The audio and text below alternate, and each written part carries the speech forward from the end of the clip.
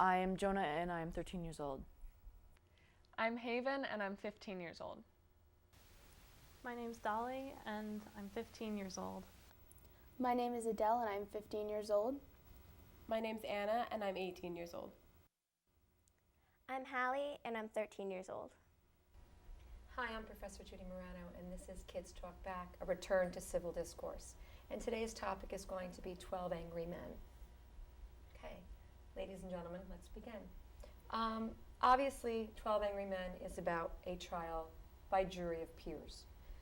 And it's a system that we've had in our society forever. I want to talk about some of the weaknesses that the author points out in the system. So we can start there. I think for me, one of the biggest things or the biggest flaws that I noticed about this trial by jury of supposedly people who are supposed to be your peers is that they weren't really his peers at all, but rather from different walks of life entirely. They're older, they're more involved in business, so they're, of different classes, and that creates some sort of gap in their understanding of both situational, realities of what happened and also of the importance of the case itself.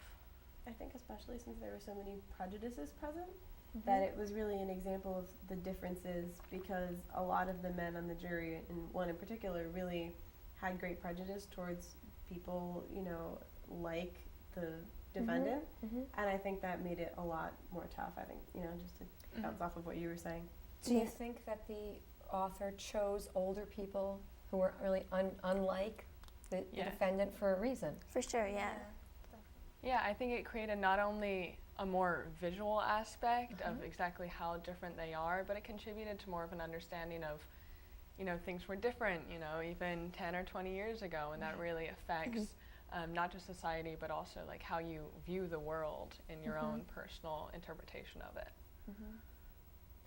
Do we think that we've seen any personal examples of maybe how it's not, the trial by jury of your peers is not working right now? Have we seen any examples of that recently? Can you think of any examples where we can say, look, this needs to change? I can't think of specific examples, except I think that most people can agree that in this, in these types of trials with the jury, that there are that these same prejudices or even just disagreements still exist today between, age and between different classes and even, race or ethnicity, and anything like that really has a huge role in how they're interpreting the case, instead of just like is discussed in the book and the movie, instead of just looking based on the facts. So. Although I do think, no, yeah, go. What I was saying is just the fact how they are looking from their points of view at the start of the movie, and then how they develop for the one juror who says not guilty, how he looked at it from someone else's point of view, which is still definitely, I think, like a relevant thing. I think also that it's good that there's a mix of people and not just one type, such as like a group of rich people who are judging someone who's from poverty, because there will definitely be biases, but the biases all come together. But the group isn't as diverse as we want it to be. Yeah. If you think about it. It's really, the group is, all men. Yeah. There's nobody there who's really low socially or economically. Yeah. They're all working. That's true. They're all from white middle class. So it really isn't a diverse group. Well, I do think that there was one juror who said he came from diverse backgrounds where his yard was like filled with trash, and he at one point he did say that he had seen the type of knife that the opposed, like that the that the almost guilty the guilty boy the defendant That's the word. The defendant, that the defendant was accused of using. Okay. I agree with you though, Professor. I think that definitely was not nearly as diverse as anyone would like to see a jury be, both between the age of span, of race, of working status. So I think it's one of those things that's still applicable today. As I think we've probably grown in the range of who's on the jury right now, but I think still majorly there's it's applicable today, that kind of lack of diversity in this. And picking a jury is really a job now. Yeah. And we go out of our way to pick juries that are going to side with us if we're the defendant or the prosecution. So we're not getting an equal amount of people. And who responds, think about it this way, who responds to the summonses for jury duty? Yeah. People who can. People who can. Yeah. Right. And that's already setting up some sort of prejudicial kind of spin on it. Yeah. Yeah. Because Right. if you're homeless, you're not getting a jury summons. If you're very underprivileged, you're probably not attending because you've got to go to Yeah. work. So it's really affecting who was sitting there and making these judgments. Yeah, Yeah, definitely. and I like you agree. said, for it to properly function, you need one basically of every type. I don't want to say Right. it to But sound that's an rude, impossibility, but really. yeah. Yeah. So you can't have perfect, but you can't even really get near perfect, unfortunately, with the system. Like you said about homelessness, they don't have the option I think, to get it. if you don't but- mind, I No, think go what you ahead. can have, though, and what we saw to a certain extent in 12 Angry Men, is still a diversity of ideas. I think Yes. that's And of absolutely opinions. true. I think there was a level to which it was a more mixed group, just in terms of each individual personality, and I think that's something that the story highlighted really well, is that each person was really an individual in the way that they were approaching the issue, and eventually they were all able to see it through their own lens, so to speak, and I thought that was really interesting. Ironically, talking about lenses, but the man with the glasses, Right. and it talked about that issue, Uh-huh. and how that was what convinced him because it was closer to home for him. Mm-hmm. And I think that's interesting. So I think even if someone isn't necessarily, of the same race or social standing as, say, the defendant, sometimes they can apply their own experience to the case, and that's another situation where diversity of ideas is important. Yeah, and you know what I thought was really interesting, kind of a little bit of what you were talking about, is I really thought it was interesting how they all kind of gave in to the peer pressure, even though Yeah. a lot of them ended up, also some of them were quite quick to then agree that they were not guilty, but once they saw the hands going up, oh, guilty, they thought, well, if everyone else thinks it is, it's probably true. They don't want to be the one to keep everyone else from going home. Yeah, I think Right. that speaks No to way the to fact do that they that, saw yeah. jury duty as an obligation, but not as an opportunity. Yeah, or a man's life at stake either. Right. And I believe juror number 8 reminded them and said, this is life or death. I think Yeah. once he brought that to the table, there was more compromise, maybe. Yeah, although it took a while for them all to be convinced Oh, yeah. that it was important, for sure. I think that actually demonstrates just another issue that we need to consider, today, as well, as because if someone's life is, at stake or even at risk of being affected, unless it's relevant to you, you aren't very interested in how that's going to be affected or what's going to happen. And I think Yeah. we saw that in a lot of the jurors, is just an apathy towards his life. I And agree. then, sorry, go ahead. I agree because I think a big problem in our world today is that the self-centeredness and the selfishness of communities around the world. Because when you feel like you don't, like something else is not affecting you, then you feel like it's not relevant to your life or anyone else's life, even though it is, because it's life's at stake. Yeah, and I think you definitely saw that in the one juror who just wanted to get out of there because he had a baseball game to get to. He was So never really convinced that it was important. He Yeah, stuck exactly.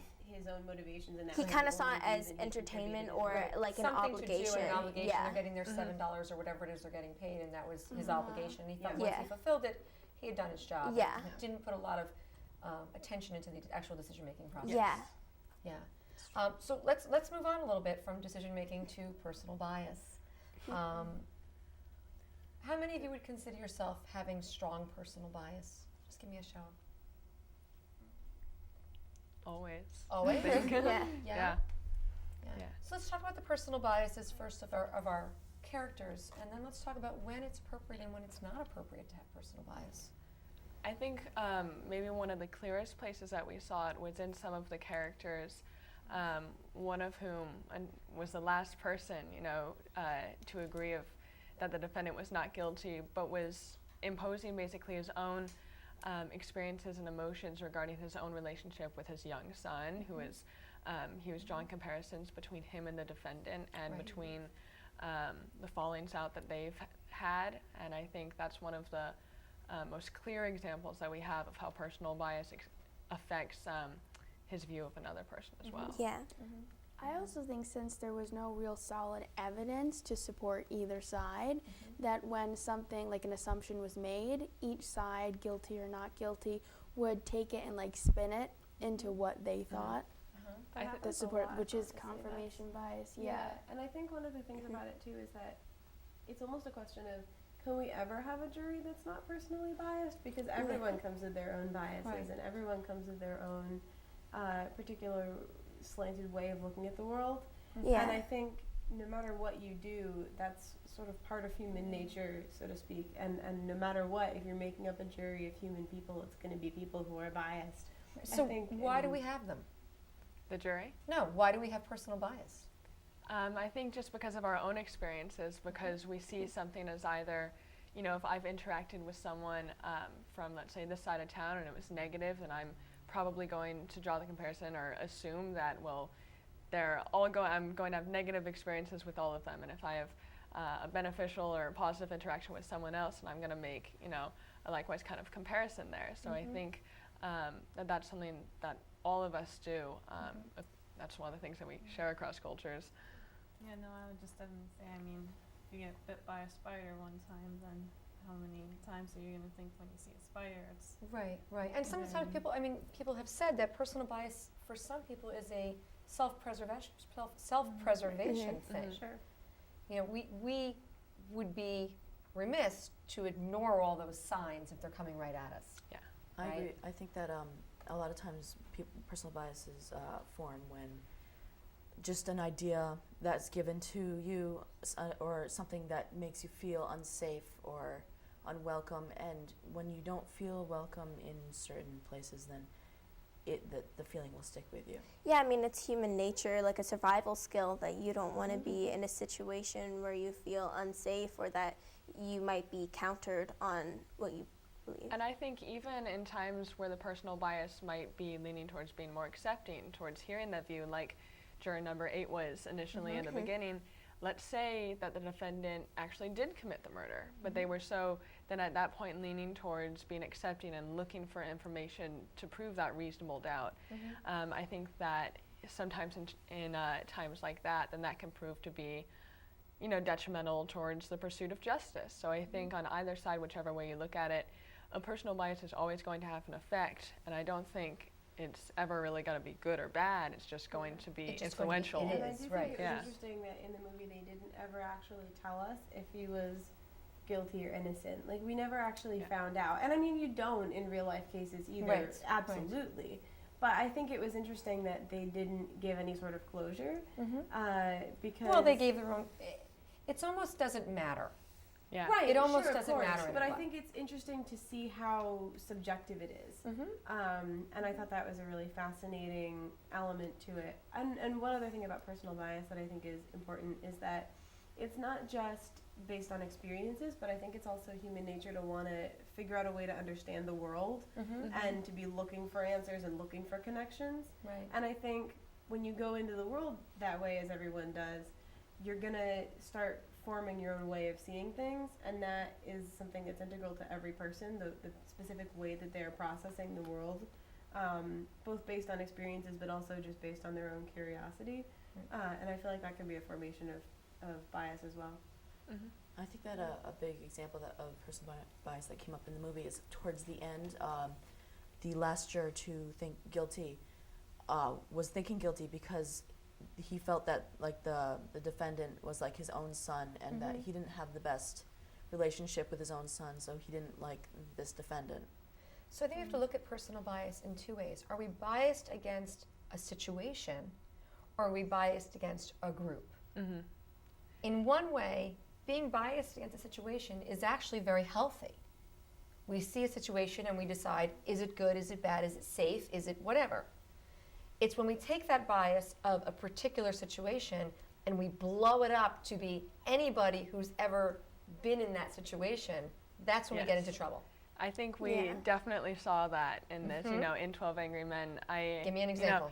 Well, during the rant that one of the jurors went on, only addressing inner city kids, about addressing people like that is the term Yeah, most frequently them, used. yeah. Them, And right. it's not, people who have committed murder, but it's people like them. And he's not addressing criminals, but he's addressing a group of, a huge majority of Yeah. completely innocent He people. talks about them as wild and Right. Right. Yeah. And a so, lot of so things. his personal bias is not on an event, which would be natural, but on a group. Yes. Did anybody else, any other jurors feel that way, do you feel? Well, we also had another juror, like Jonah mentioned, about who had come from the slums, he said, who had come from that. And I think that's an example of personal bias in another way, in which he felt more, More of a personal what's the word, connection, I empathetic guess. towards Yeah. him. So I think we saw that as well, more empathetic, not towards the situation exactly, but he felt as though he almost were that kid, as if he had once been in a similar situation, Right. but had also been a similar person. Right. So. Okay. Wow. You guys are on this. Okay. Let's talk about our Constitution briefly. I'm not an expert on the Constitution, but I've read it a few times. It guarantees rights to all citizens, correct? Okay.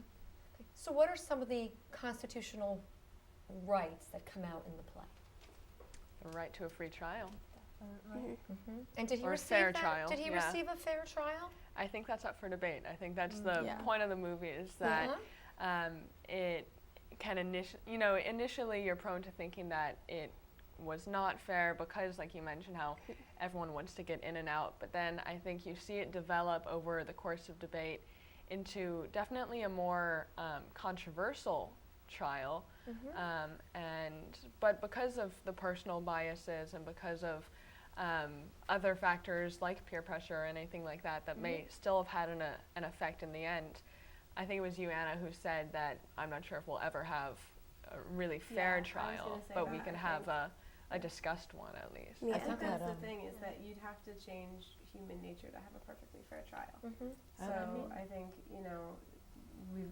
you're gonna get close, but and I think they did get close, for sure. But I think there's always going to be something left wanting.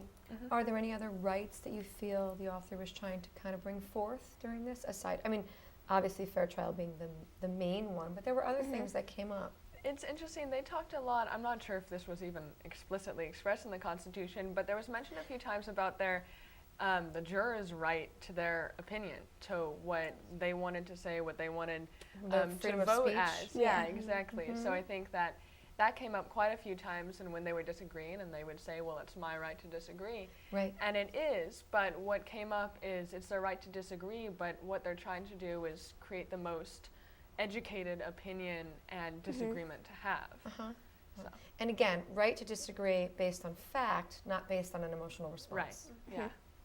Yeah. And I think that came up a lot. Anna, you started scribbling. Tell me what you were just. Oh no, I was just writing down. I was listing a couple of the different rights. I think one interesting distinction though is it really free speech that's being contested here, or specifically in the context of a juror and in that specific discussion? And are their rights to opinions limited at all when it simply becomes someone wanting to hold everyone else up? Like that kind of thing could be something there. You know, what I find is interesting how we keep bringing up, the facts when in the movie, the juror who is saying, oh, he's definitely guilty, just look at the facts, but when you really get educated and keep digging through them for the, what is it, probable doubt or whatever? Probable cause. Yeah. So I thought that was interesting how we keep saying facts. And Facts then are highly subjective, Yeah. especially in this case, because a lot of them seemed, even though when you go through it, you're kind of rooting for juror 8 and then not guilty. Yeah. But at the same time, some of the facts that he brought up and some of the reasons that he brought up seemed shaky to me. And I feel like it was interesting to sort of be rooting for it, but then realize, but that's not certain either, and there really isn't a certainty either way. Right. So you can't quite know. So it almost makes you question who you're rooting for. I And are you think- rooting for anybody? I think at that time what kept flashing through my head when I was watching the movie was about basically the guarantee that you're innocent until proven guilty. Yeah. You know, and I kept thinking about that because their initial response was that he's guilty, and Isn't they did that in that the based Constitution too? right, exactly, because he's based on the facts, they said, and I think looking at the facts as proof is an interesting thing to consider as well, because the facts, like Anna said, are highly subjective, so they can be proof for either side, as we saw. Well, in like the we movie. know, two people can see the same exact situation and Right. walk away with completely different Exactly. experiences. Yes. And I think Yeah. since the facts come from witnesses who have their own biases, Right. and then it's just like a spiraling effect of bias after bias after bias, which leads to a conclusion that may not be the conclusion that is the truth. And you I wonder if guess. they would have reached the same Yeah. conclusion if an entirely different group of people Yeah. had come in Exactly. and been presented the They same mentioned case. that actually. There was a moment where they were talking about if we have a hung jury or hang jury, whatever, in this instance, then maybe in another group this kid won't have a chance. Right. I thought that was really, really interesting. Because Yeah. I was thinking, why don't they just do that? Because I feel like they're not getting anywhere somewhere towards the middle of the movie. But then I think it was juror number 8 who said, but maybe he won't have a chance. Right. And it kind of convinced me almost maybe this is the best chance he's got. It was interesting. But that means that, you know, depending on who happens to be there, so that kind of goes up into our first question Yeah. a little bit. Yeah. So do we still have faith in the legal system? And when I walk away from this play, I sometimes think like, we put a lot of faith in the I've legal never system. had that much faith in the legal system. I think that one of the problems that came up in the play or movie was that they mentioned that the lawyer that defended the defendant didn't fight as hard as he would as he would have as someone who paid him more, because I think that's one problem with it, because the legal system doesn't support lower class as much as the upper class, and I think that. And there's a whole It's a school real of thought that problem. says more people in prison are lower class, and because of Right. that, you know, Yeah. or more Yes. minorities because of the fact that they can't afford the representation that someone else could I afford. think one thing that the legal system does account for, tries to account for, is the law, and is the interpretation of the law. But what it can account for is for human bias and for our personal outlook on things, and, you know, like they said, about the human nature itself. Right. So I think that's something that the legal system can't always, or maybe can't ever really account for, and that's always going to affect how it turns out. But I mean, I don't know, one thing that I've sort of been thinking of is that the defendant, and everyone involved is only human. So it's not just the jury who's only human. Like, we don't have a perfect system, and no one involved in the system is perfect either. Right. So, But would you want to be that boy then? no. Knowing that, knowing all of those things. Think Right, about, of you know, course. think about if you know you're innocent, it can still be manipulated in a way that you can still be guilty. Right, sure. So But in that case, then are we saying that some juries are better than others? And then how do we account for diversity if we're saying that some Exactly. juries are better than others? Because then Right. it kind of circles around. and again, it depends on the day they pick the jury, Right. Yeah. which is why that's now become a huge business. Yes, definitely. I think, Dolly, did you have? I was just to touch upon what other people are saying is that it's what makes you look at as far as with the legal systems when you think you're like, well, how many juries are going to have that number 8 juror that's going to bring up that question to, you know, doubt or to either to convict someone of guilty or not. And I Right. don't think it's necessarily a flaw inherent in only our legal system, but I think it's going to exist in any form of, you know, pursuit of justice at all. And I agree think, with you. Absolutely. So I think that agree it's with something you. that we're always going to have to struggle with, but it's something that we can try to compromise through the inclusion, through the diversity of juries, not only through physical diversity, but like we mentioned in the very beginning, diversity of ideas And that's exactly where I wanted to go next, was, you know, what can we, as young people who are really going to be going into professions where you're going to be, you know, heading in that direction and changing the way people think and you know, spearheading these new things that are happening, what can we do as we move forward? Our country is more diverse than it's ever been. Right. We bring in people from all over the world. So you've got different ideas coming together. You have different kinds of people coming together. There's always going to be crime. There's always going to be two sides to every story.